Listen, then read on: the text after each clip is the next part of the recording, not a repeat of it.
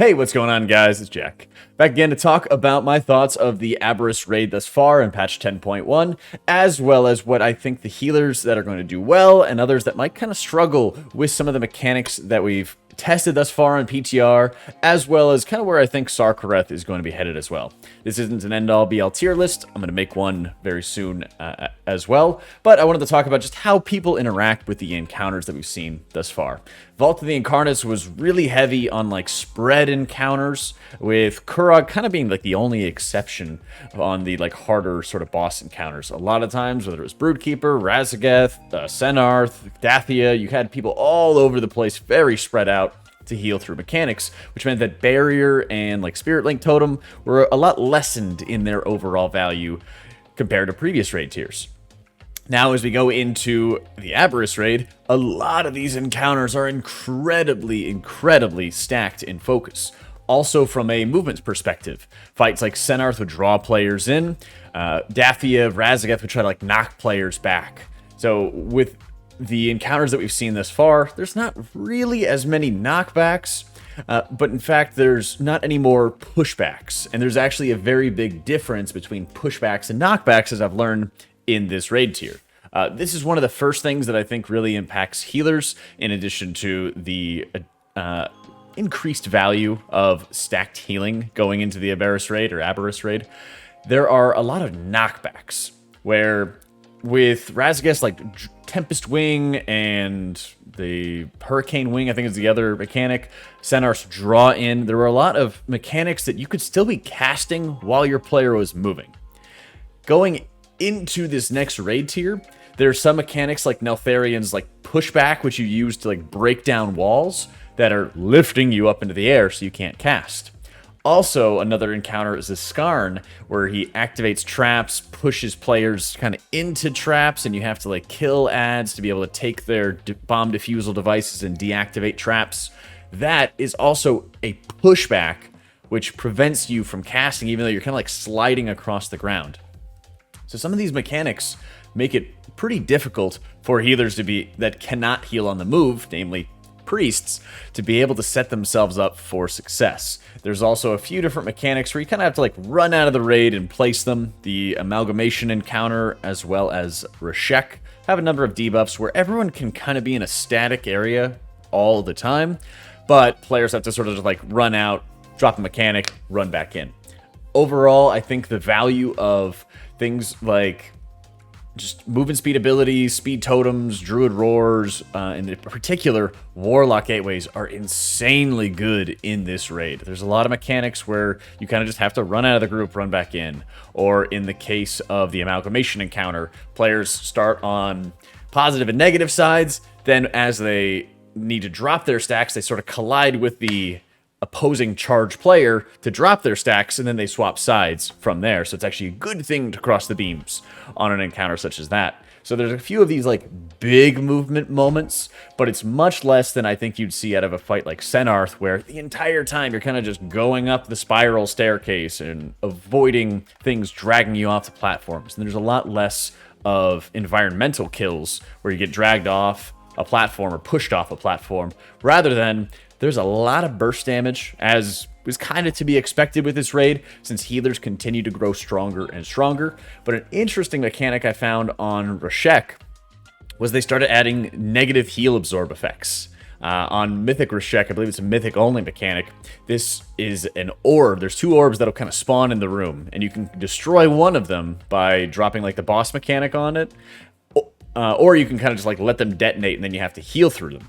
And so they're really large negative healing absorb effects, which is extremely good for any class that can burst effectively, like a Disc Priest, but also like a Shaman as well. And the more that I've been going through these raid encounters, the more that I've seen that Shaman's value looks incredibly good for this raid, whether it's players being stacked for healing rain, Spirit Link, maybe even Ankh Totem, if that's something that they could actually lose the Earthen Wall value to justify taking Ankh Totem, particularly in like Bleeding Edge, World First progression, could be something that's very worthwhile. As the more that we've gotten into healer strength, and like the last video I made about how healers are really strong and really stout and can push up health pools in an instant, the more valuable that these 10, 15% health increases really are as you deal with incoming raid mechanics. And so encounters like Reshek are kind of going to be like a new Sludge Fist if you dealt with that, where there's not really a lot of like crazy mechanics. It's just very highly tuned. There's a simple dance, there's a simple job everybody has to do, there's a number of void zones to dodge, and you just need to blast, both as a damage dealer and as a healer, which is extremely exciting. A couple of encounters have received some pretty interesting changes. Neltharion, for example, used to have like class calls where only the priests would get called to go like kill ads. They got rid of that, thank goodness, and now it's just players who are corrupted have to go and kill ads. It's almost like as a cool encounter if you did that in Eternal Palace, where certain players would actually just kind of jump into portals, get a damage buff, and kill an ad. It's a little more boring than that. And thus far, I think Neltharion is kind of like the primary fight that I'm not super hot on, just because the first iteration kind of seemed like slow. There was that Broodkeeper moment, and almost like Stone Legion Generals as well, where you kind of have to like not be able to do any more damage to the boss because you have to deal with a certain mechanic. And Neltharion has something similar where you need to kill off the ads before you're able to deal more damage to the boss HP. I doubt this is going to be as big of a hindrance when it comes to the actual progression of the fight. Much like how Broodkeeper, they didn't have the boss locked in at 6% health or anything, and they just couldn't do anything.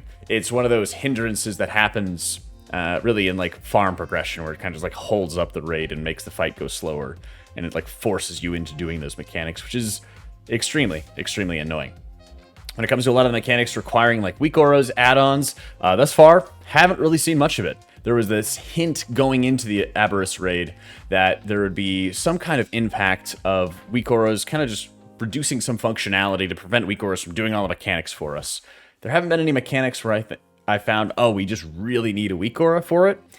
But that also means that something could come up on the Sarkareth encounter, which is also going to be a big platform that players are going to have to deal with, and it can be incredibly frustrating for those who may not have as good of movement speed, because we just got off the back of dealing with Raszageth. One of the main mechanics that they have is called Infinite Duress. I won't go over everything, but I'll kind of gloss over some of the main things we know about Sarkareth so far. This mechanic causes a debuff on players for 30 seconds. And when it is removed, it does damage to all players, and it knocks them away.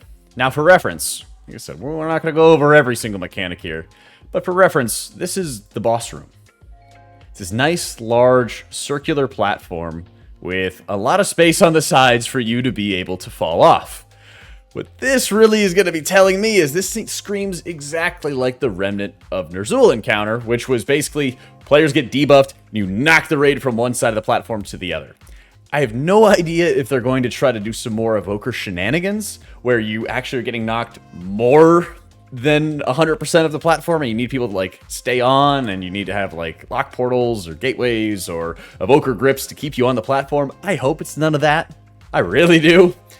But a very important note with this Infinite Duress, if I go back to the Dread section here, is that it is a knockback. It is not something that is consistently pushing you away. I wish I had it in front of me, but Raszageth's, let me see, Tempest Wing is different, because this Tempest Wing mechanic is consistently pushing players away. I know it's a bit of a semantical difference, but this suggests to me that it's going to be one burst.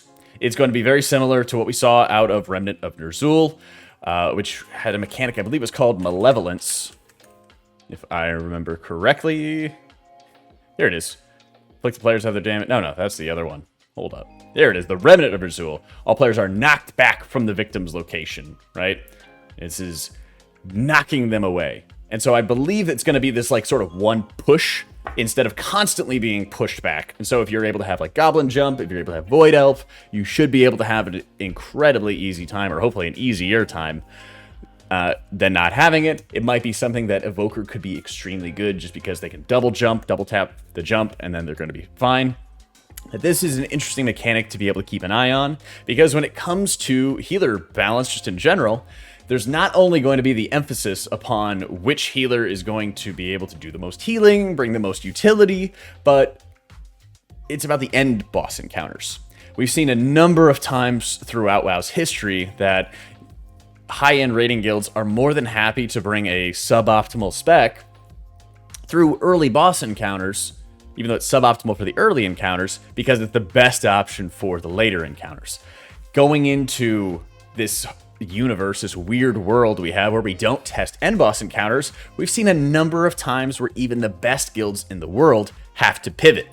And what I mean by that is they have to sort of make these like switch decisions of gearing up specs that they didn't necessarily think were going to be the best option right away, and instead start gearing it while they're progressing other encounters. Liquid saw this as they started gearing their evokers, where they had one evoker on deck, but they found they needed two of them, and so they had maybe who was gearing the entire way through a lot of early progression, while Liquid was running mostly like double Holy Priest and a Disc Priest, or a lot of Holy Priest, just because they did a really good job healing through a lot of the early parts of these encounters and the early raid fights. I'm very curious if we're going to see something similar, but I think for a lot of guilds who are cutting edge or want to go for Hall of Fame, since they've opened it up a little bit wider, I have to tell you, variety and diversity from your healer core is absolutely necessary for some of this stuff. For guilds that were going for like Hall of Fame with Razageth, by the time that you got there, even before Hall of Fame closed, you still wanted like double evoker healer. You needed at least one of them to be able to drag your sorry priest's butt all over the place. And I think that you're going to see a lot more of the same when it comes to Sarkareth. A lot of his abilities are going to have like ads that are jumping out, and you need to like run debuffs onto the ads to be able to properly kill them off. There's a number of times where the raid sort of gets like marked by one debuff, and then you need another one to remove it, and so there's quite a bit of burst damage that's happening. And, of course, knockbacks on a platform with no guardrails. So I have a high feeling that even though I don't think Evoker looks wonderful for a lot of the fights that we have going into it, it might just be so strong on the last encounter due to the reduced space in the room, due to the knockback effects, the movement that is required, that it could be an absolutely elite healer going into the late end. I also think Shaman's looking wonderful for the first bosses that we have tested, but how is it going to hold up when there's tons of knockbacks and there's only so many specs out there that can stay on the platform in effective ways? So there's only so many goblin jumps that priests or shamans are going to be able to have access to. Shaman is also going to have access to things like Gust of Wind. So these things possibly could be enough for them to stay on the platform and have no problem. Or it might be that they're such a powerful effect, or they happen with such frequency that you need other healers to deal with it as well. I'm not a huge fan of not being able to test these end bosses, but I will say, after testing the Aberrus raid up to this point, we're missing 2 or 3 mythic bosses that I haven't tested yet, haven't been up for testing. I'm pretty excited about this one. It looks a lot better, I think, than the Vault of the Incarnates, kind of dark dread, and I think a lot of these raid fights are properly sort of challenging the healers, and I hope that our health pools are like high enough so that there's consistency in the damage that's going to be going out. Overall, pretty much looking forward to it. I'm a little worried that the first 4 fights might be a bit too steamroll, and you're going to see those fall, almost within a couple hours of the World First Guilds entering into the race, but what can you do? I can only hope that Sarkareth is not going to take hundreds, like more pulls than every boss combined. There's a little bit steadier of a difficulty progression. We'll see. Thanks so much for watching, guys. I hope you all enjoyed it. Let me know what you guys are looking forward to for Season 2, and I'll catch y'all next time.